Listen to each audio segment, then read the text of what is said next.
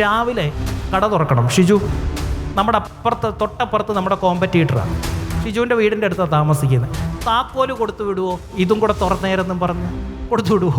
അവൻ ബാങ്കിലോട്ട് പോവാ, മുജീബിക്ക ഈ കാശ് കൂടെ എൻ്റെ അക്കൗണ്ടിൽ ഇട്ടേരെ, കൊടുത്തു വിടുവോ? അവൻ്റെ ഓഫീസിൽ ഇന്നൊരു ബോർഡൊക്കെ വെച്ചിരിക്കുന്നു, ഇൻ്റർവ്യൂ നടക്കുന്നു. നമ്മൾ വിളിച്ചിട്ട് പറയടാ എനിക്ക് ഒരു 5 പേരെ വേണം, എനിക്കിവിടെ ആളിനെ എടുത്ത് തരണേ, പറയുമോ? പിന്നെന്തിനാ നമ്മുടെ പ്രൈസ് ഇട്ട് തരാൻ അവനോട് പറഞ്ഞേ. കടയൊക്കെ തുറന്ന് അടിപൊളി സെറ്റാക്കിയിട്ട് നമ്മുടെ പ്രൊഡക്റ്റ് കൊണ്ടുപോയി കോമ്പറ്റീറ്ററായി കൊടുത്ത് എടാ എൻ്റെ വിലയൊന്നും ഇട്ട് തരണേ.